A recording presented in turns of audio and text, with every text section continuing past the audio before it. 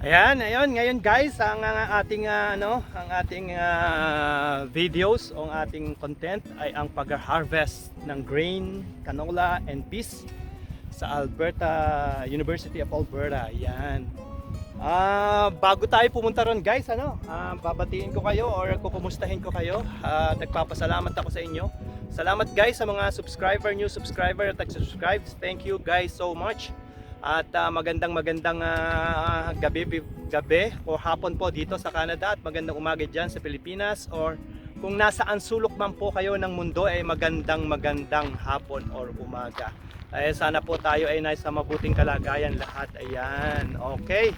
Ang content po natin ngayon guys, ang pag-harvest ng grain. Ayan, dito sa Alberta Farm. Ayan. Kung matatandaan nyo guys, ito yung farm na pinuntahan natin na puro yellow. Puro yellow siya. Inaalam pa nga natin guys kung anong isang nakatanim na hindi natin ma-figure out before, no? Yung pala peas. Tingnan nyo guys ang nangyari sa peas, wala na. Kung makikita nyo guys sa likuran ko, yan yung green na green. Ngayon tingnan nyo guys, walang natira. Wala nang natira. Hinarvest na po yan. Ayan. Ayan guys, so ayan, hinarvest na po yan. At pakikita ko sa inyo kung paano po hinaharvest. Hindi na natin inabutan itong nasa likod ko pero guys, may sa malayo pa doon, may nag-harvest pa. So yun ang guys ang titingnan natin. Mukhang lumayo sa atin mukhang hindi na uli lalapit dito. Kanina malapit dito ngayon lumayo. So guys, yun po ang ating content ngayon. Pupuntahan po natin mamaya doon sa malapit-lapit doon para makita ninyo yung paano harvestin at paano gaanong kalaki nung machine na ginagamit nila pang harvest. Kung tinatawag natin dyan ay halimaw na pang harvest ng palay o ng rice. Guys, dito ano tawag doon? Gorilla halimaw gorilla, kasi napakalaki guys. 10 at siguro 5 beses ng laki ng halimaw na ginagamit natin dyan. Dito sa Alberta Farm. Ayan.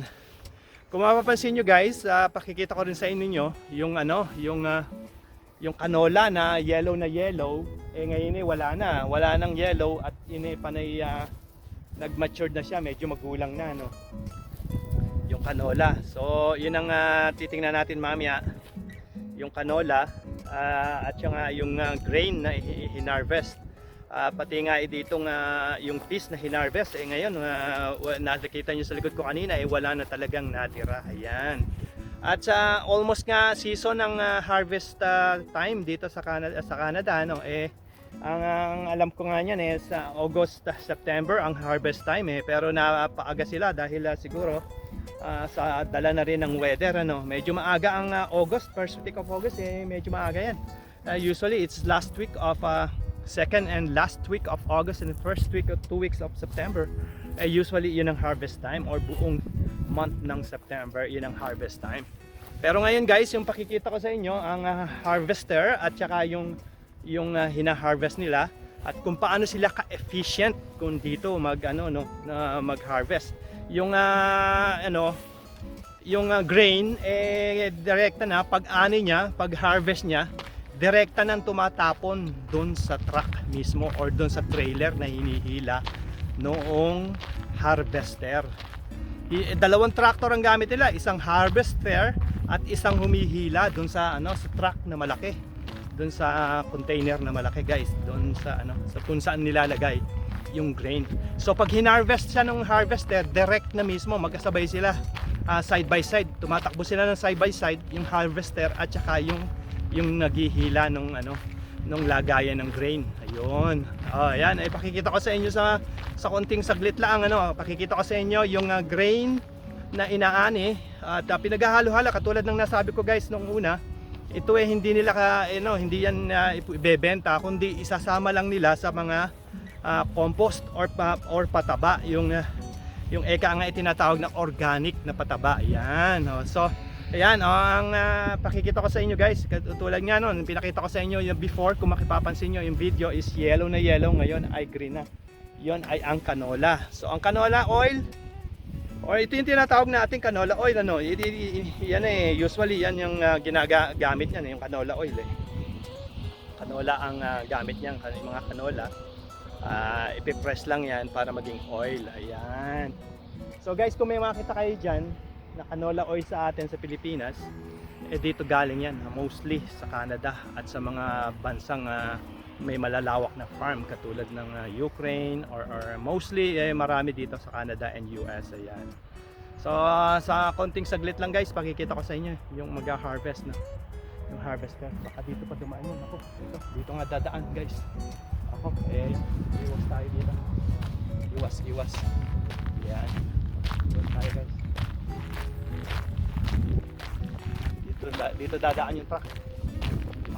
Tayo maayari ng truck. Laki ng truck guys, tingnan nyo. Pakita ko sa inyo guys yung paglalagyan ng grain.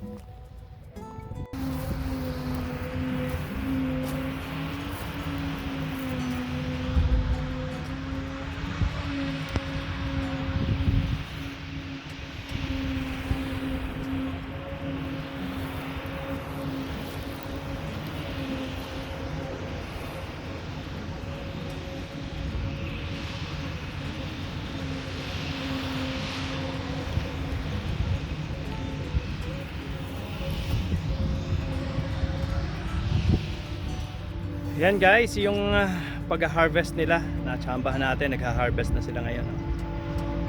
Yan, yun yung pang-harvest na isa, tapos may truck na hila agad sila para diretso na agad yung yung grain doon sa truck.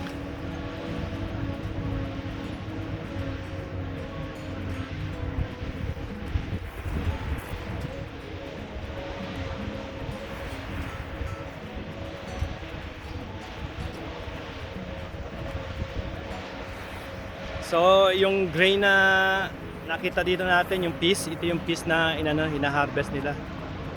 So yan, ang tsamba nating araw ngayon ito guys. Halos patapos na nga pero marami pa rin na parts na hindi na-harvest.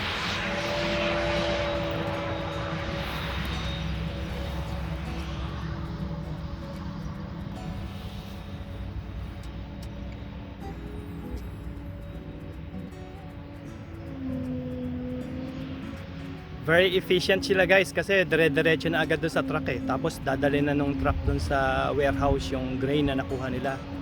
Ayan. Kaya malayo tayo guys, hindi tayo pwedeng lumapit pero kung makikita nyo yung pang-harvest nila na halimaw 10 beses ng mga hindi naman 10 beses pero mga siguro 4 na beses o 5 beses na size ng halimaw dito. Tingnan nyo guys, ayan. Hindi tayo makakalapit na malapit so hindi, dito lang tayo guys.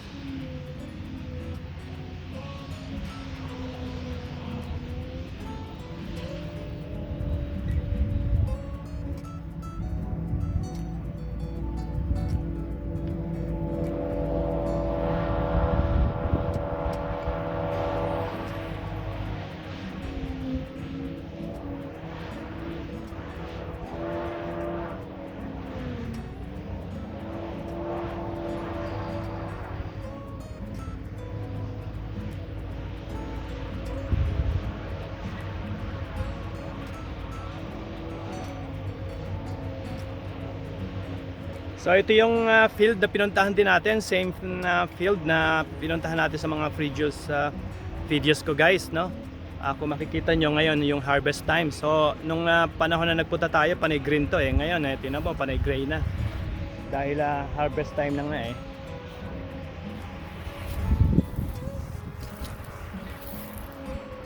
So yan yung kung makikita nyo guys, wala nang natira doon sa piece Ito yung mga piece na kinunan ko before Ngayon wala na guys Ito yung natira ngayon guys, kalbo na.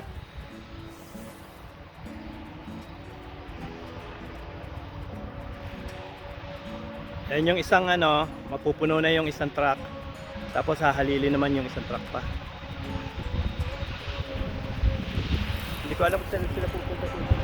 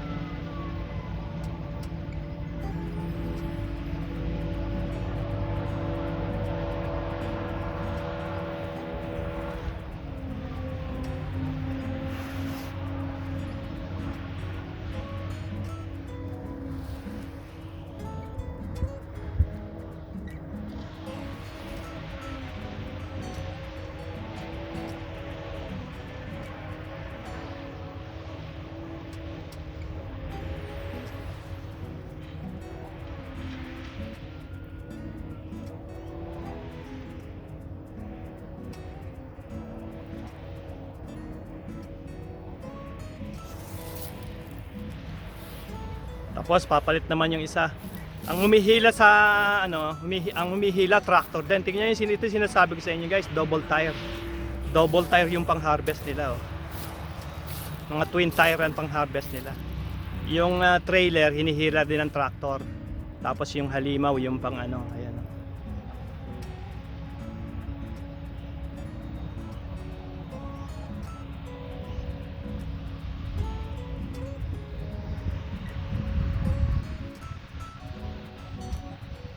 Kaya ganyan sila ka-efficient, tapos dadali nila doon sa ano, dadali nila doon sa greenhouse or sa staka ng grain yung ano, truck. Almost done. Oh, finish everything oh. Grabe kabilis. Wala pang ano ha. Wala pang 5 oras nilang hinarvest itong kay lawak-lawak na to. Ubos, tapos. Wala na tayo. Yun lang guys.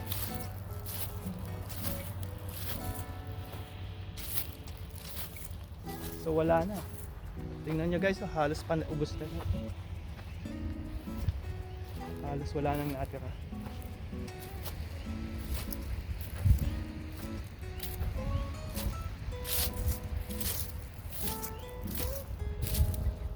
Halos wala nang natira guys.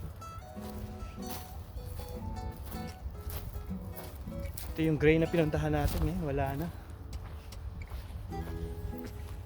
Bilis, ayun yung tractor.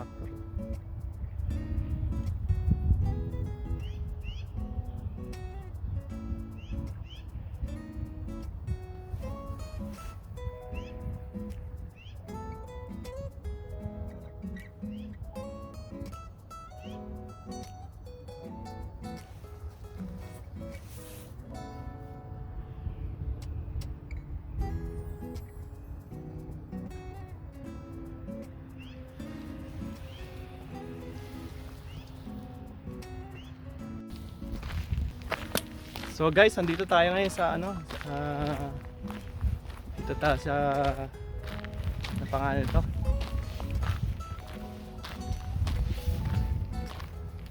University Farm. So yan, kaunti lang nakita natin guys eh. Pupunta tayo sa kabilang side, baka abutan pa natin. And guys, dito sakto palapit sa atin yung ano, yung nag-harvest. Hindi tayo po pwedeng lumapit.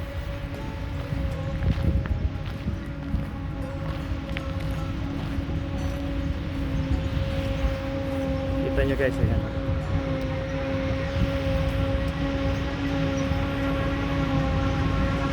Tingnan nyo guys yung ano, yung tire niya, twin tire. Twin tire yung panghila. Ay hindi ito, yung isa twin tire.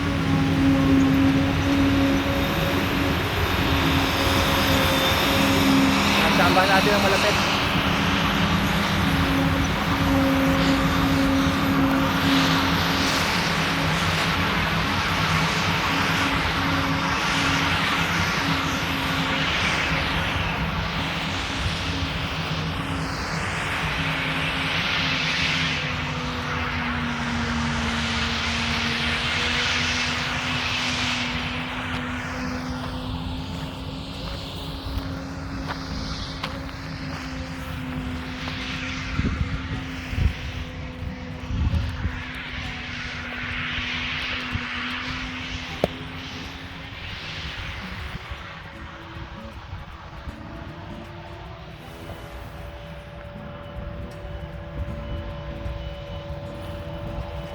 Guys, titingnan natin yung ano, yung canola na malapitan. Kung nag-ano na talaga yung grain. Ito ang lalaki na ng ano, laman oh. Yan guys, oh, naglamanta talaga. Kita nyo, kung makikita nyo guys, ito yung canola na napakaraming bulaklak dati, na yellow na yellow. Ngayon guys, tingnan nyo oh. Ang lalaki na ng buto, pero hindi pa siya magulang, hindi pa siya pwedeng i-harvest. Tingnan nyo guys oh. Ito yung itsura niya oh. Ayan o. Ayan nyo guys ha.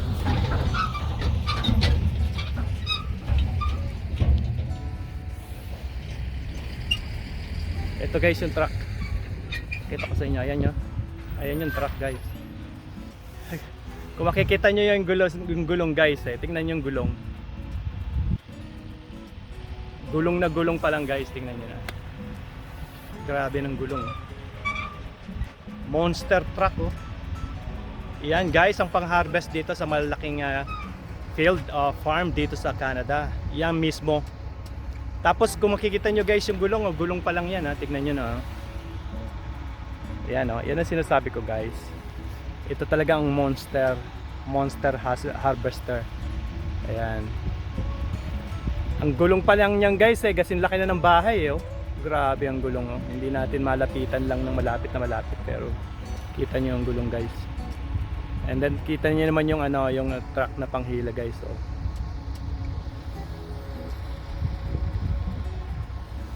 Grabe no. Ayan guys, natsambahan natin sa araw na to ang pag-harvest no. Ayan oh, ayan. Kita nyo. Lumayo pa sa atin yung tingnan nyo, ang laki ng gulong. Gulong na gulong pa lang guys. Tingnan nyo na.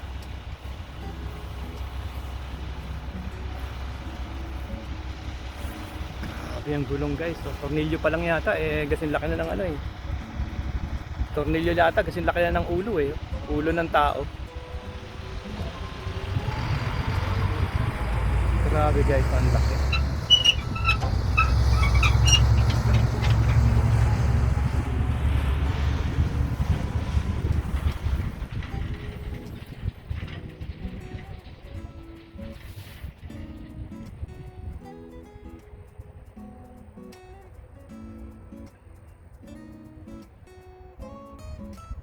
Yun, doon siya nagpunta. Amoy na amoy yung amoy na amoy yung grain. So guys, okay, then ito yung canola ngayon. Tingnan nyo, ang lalaki na. Ayan.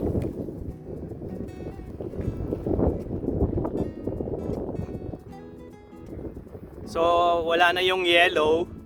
Yung yellow na dahon guys, yung nakita nyo before, naging bunga na siya na katulad nito. Pero yung piece kasi hindi na natin inabutan Hindi ko alam kung naglaman siya dahil nga hinarvest agad ngayon. Hindi natin ina-expect na harvestan siya. Ayan.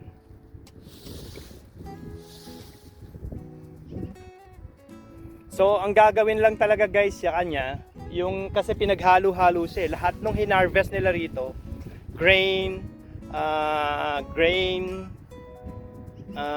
ano nga yan, yung piece, yung grain, marami pang iba na na wheat, pinaghalo-halo lang nila at gigilingin nga.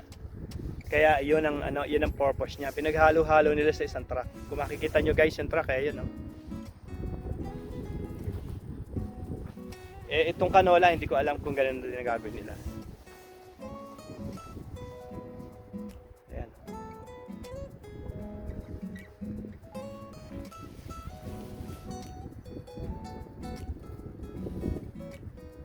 Lalaki ng bunga niya guys pero hindi pa to yung magulang kasi dapat ito maglalaman pa siya maglalaman pa siya ng yung buto talaga na malalaki. So hindi pa siya yung talagang pinakamagulang. Ayan, yan yung canola. So sa isang puno ang naging bunga niya ilan.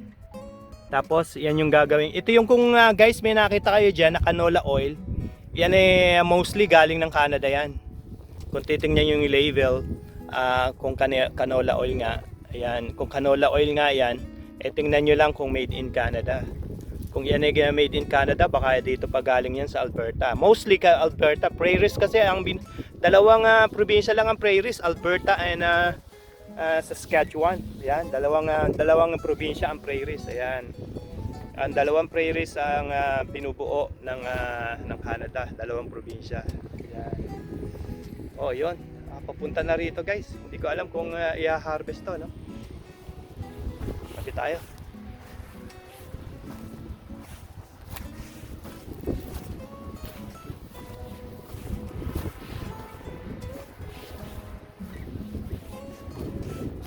Mukhang doon siya mag-i-stay.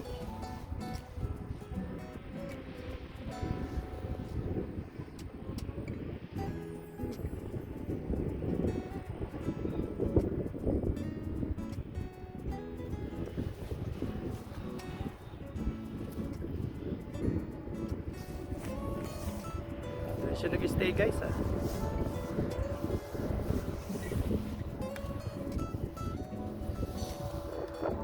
Guys, so, paglalaki yan ng grain. Laki niyan guys ah.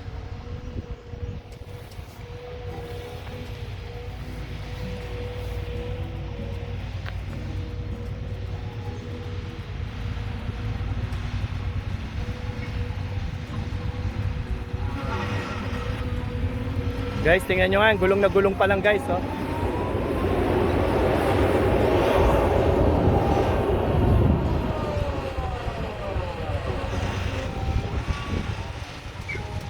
Gulong na gulong pa lang guys, tingnan nyo na, ang laki. Grabe.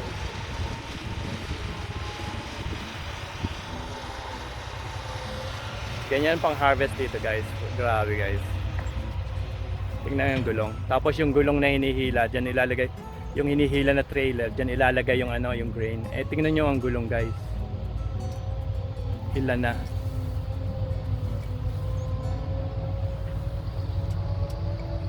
Walo agad ang gulong.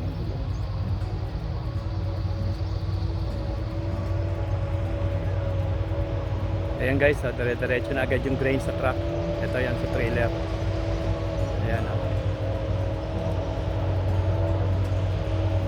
Yan, tapos magpapalit lang sila guys. Katapos yung isa naman. Yan, puno na yung isa, alis na yung isa, tapos yung isa naman.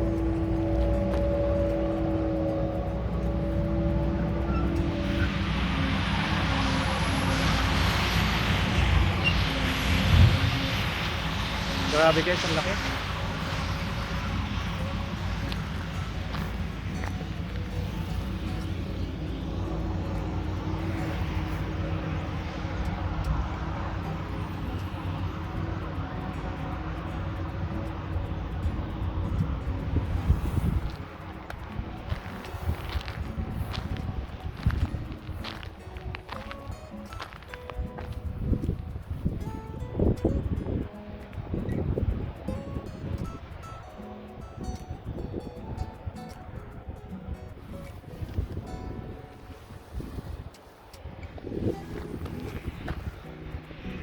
Sa kabila na naman lilipat. So, mamimiss na naman natin guys yung isa.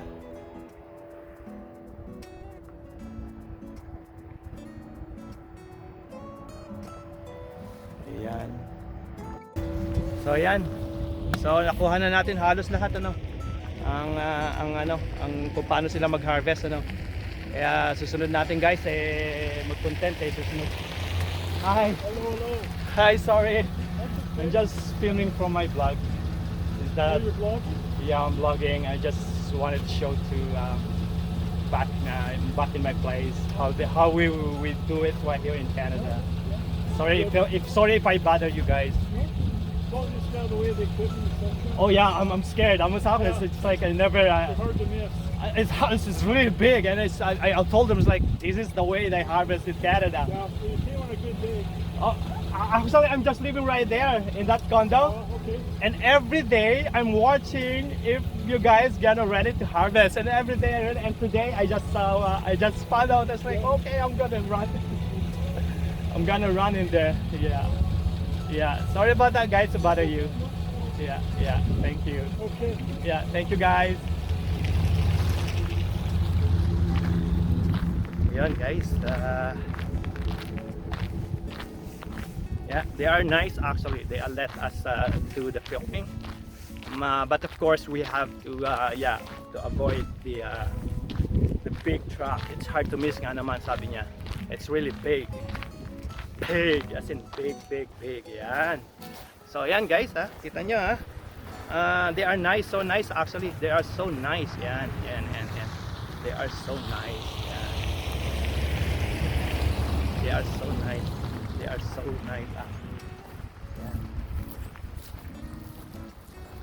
So guys, we're almost done right here filming ano. Kanina pa tayo nagfi-film guys. So tatapusin na natin dito sa ano na to. Sa filming ano. Yan. It's beautiful day guys. Hopefully you guys nasa mabuti kayong kalagayan, in a beautiful place too. As I've said before, no, sa ating mga video, sabi ko namnamin natin lagi ang kagandahan ng panahon. Kung ito man ay masamang panahon, talagang dumarating ang masamang panahon sa ating lifetime. Hindi ay ganun talaga, ano. Even here in Canada, may wildfire kami. Nagsimula pa ng January, nasunog ang isang pinakamaganda naming probinsya or landmark or tourist spot dito sa Alberta, ang Jasper National Park. Ayan, nasunog ang community, ano? Mga may ilang bahay din na nasunog, and natakot sila, nakakala nila mangyayari katulad dun sa nangyari sa Fort Mac before. Halos 60% ng town ay nasunog, ano. Buti naman dito hindi naman doon naman nangyari. Parehong Alberta pa rin yun, Fort Mac is Alberta pa rin. Ang Jasper National Park, isang famous tourist spot dito sa Canada, known around the world, Jasper Park or National Park. Ayan, nasunog yung ilang bahay nila. So tatapusin natin dito, guys, yung film natin, ano, at sana ma-enjoy kayo dito sa ating kaunting kaalaman, sa ating kaalaman natin kung paano sila mag-harvest dito sa Canada, kung paano mag-harvest at ano ang gamit nila at kung gaano sila ka-efficient, ano.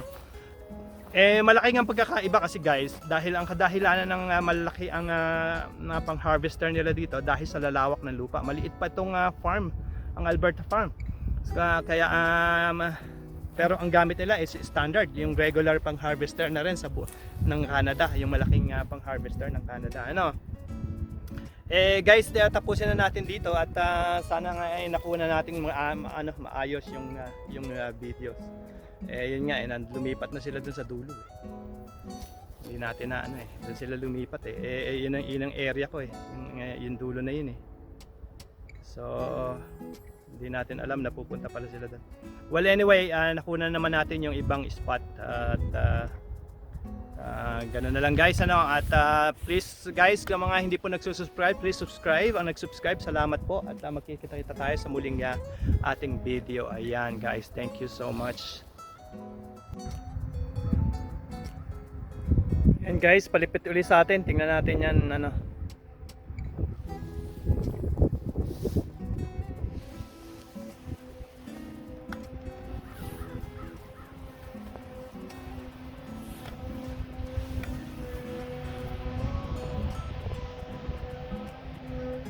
So guys, kung mapapansin niyo yung yung pang-harvest na talim niya, ano pa yan? Single lang yung gamit nila. Kasi yung talagang sa farm na malaki, 5 beses nung niya, yung lapad nung pang-harvest niya mismo. Ayan, guys, tingnan niyo yung talim niya. Ano pa yan, single lang yan, guys. Ang pinakamalapad talaga niyan, 5 beses niyan. Yung talagang napakalaki na yung pang-harvest niya sa harap. Ayan, guys, kung makikita niyo yung pang-harvest, yung yung talim. Napakaliit, pa lang ng talim niyan, hindi pa masyadong malapad, guys, yung talim.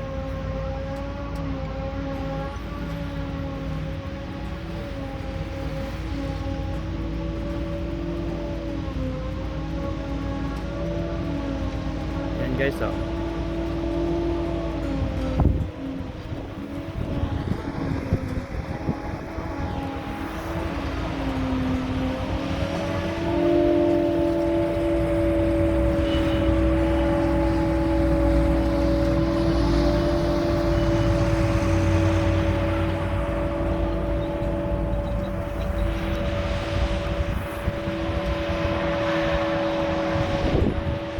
dry siya, guys.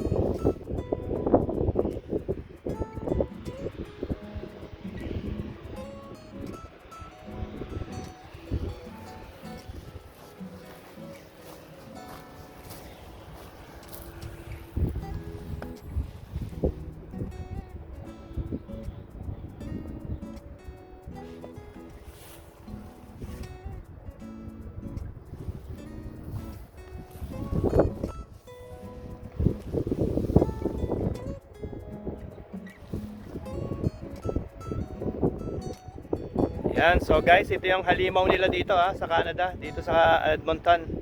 Ito nga, sinasabi ko sa inyo yung talim guys na pang pang harvest ng pang cut ng grain. Ano pa yan, hindi pa yan ganyan ang pinakamalapad talaga niyan, yung regular niyan, 5 beses no size niyan. O 5 beses ng laki. 5 beses ng laki niya guys.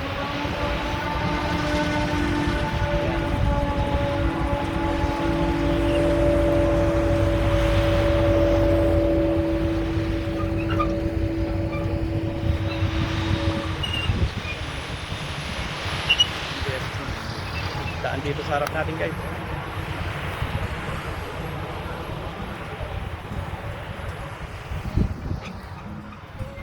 Super laki guys.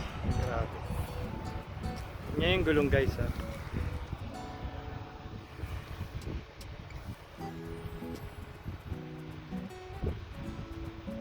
Gulong na gulong pa lang.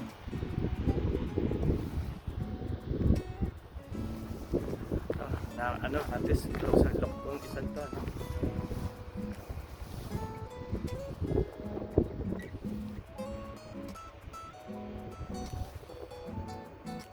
Grabe guys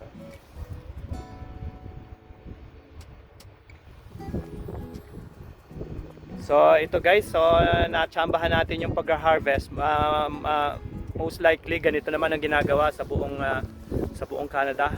Ang pagkakaiba lang nila yung pang-harvest ng talim. Yung talim lang medyo hindi siya malapad.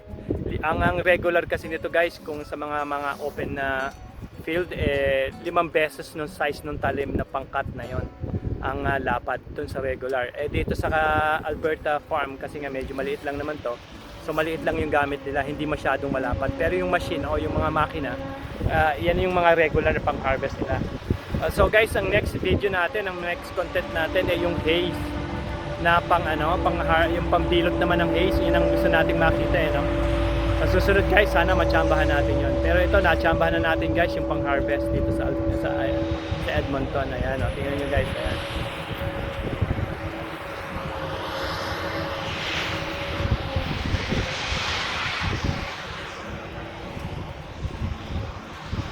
So parang ang lang nito, basically ang logic lang nito or yung tawag dito, ang katulad nito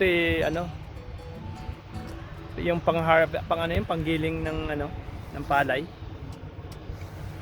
or yung tawag doon sa atin, nakalimutan ko na. Thresher ba tawag doon sa atin? Yung pang-alis ng palay doon sa niya, sa kanyang thresher nga tawag doon most likely ganyan lang din yung ang logic o ang basic niya, ganun lang din kasi parehas lang din nun. Ito lang naman tumatakbo siya yung thresher naka-permis lang, di ba? Tapos finifeed natin yung palay. Ito mismo siya na ang pag-harvest niya diretso na agad. Yung dating natin, thresher, dadalhin mo pa doon para doon mo ipaghiwalayin yung palay at saka yung katawan. So ang basic nito guys yung halimaw, pero yung halimaw naman sa sako naman ilalagay, pero ito diretso na dahil nga malaki yung field. So guys, dito na natin tatapusin yung video So nakita na natin ang buo kung paano harvest ayan laki guys. So yun, ayan. Sana guys na gustuhan nyo itong video na to. Tayo at peace out na tayo. Ciao guys.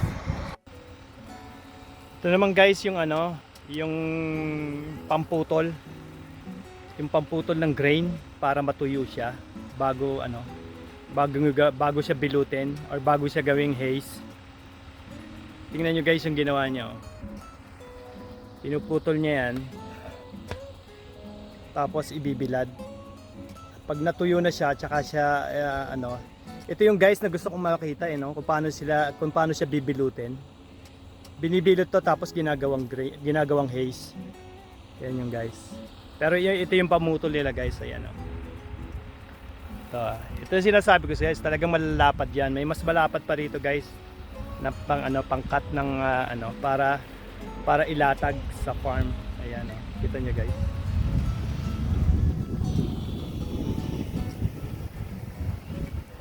And malawak na yung kanyang ano, malawak na kanyang naputol. Ayan, tingnan nyo guys.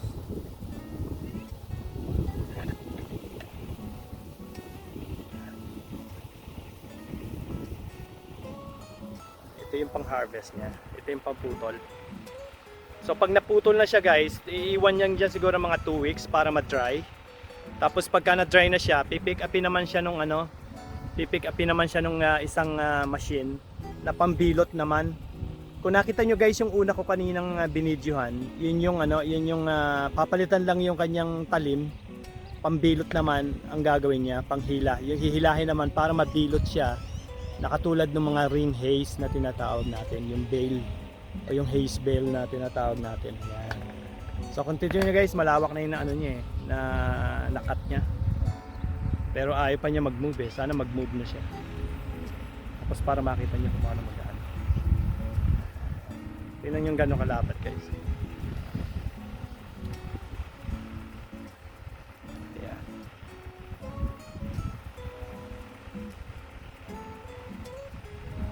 Hindi pa siya nag-move eh. Ayaw niya mag-move.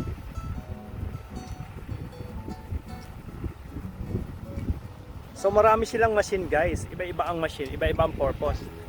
Tulad nito guys, parang tutubi siya, napaka-skinny niya. Ayan oh, napaka-skinny na tapos malapad yung talim. Ayan.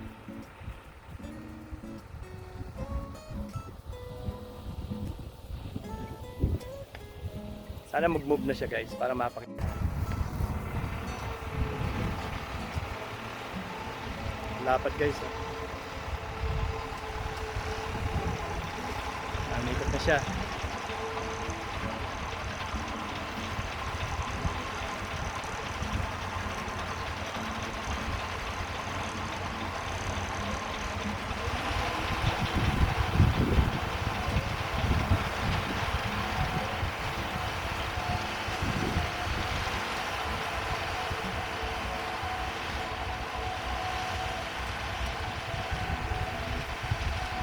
Ang galing ng machine ano, parang tutubi.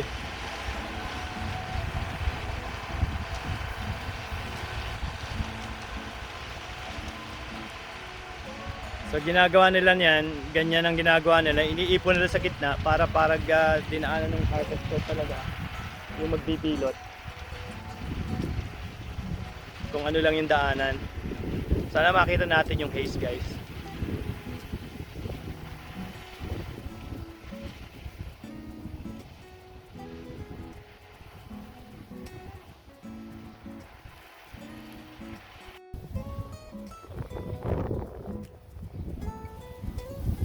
Ayan guys, makikita nyo harapan-harapan ngayon ha. Tingnan nyo guys kung paano yung ikat yan tapos iniipon niya sa gitna.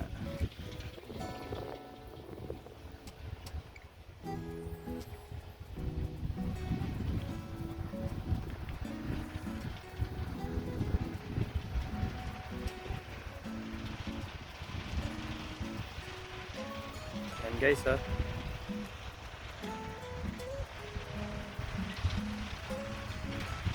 So guys, ang ating susunod na video, sana matsambahan natin kung paano bilutin tong kanyang hinarvest. Yung kanyang pinutol. Parang ano sa atin ano tawag doon? Patutuyin muna bago ipunin.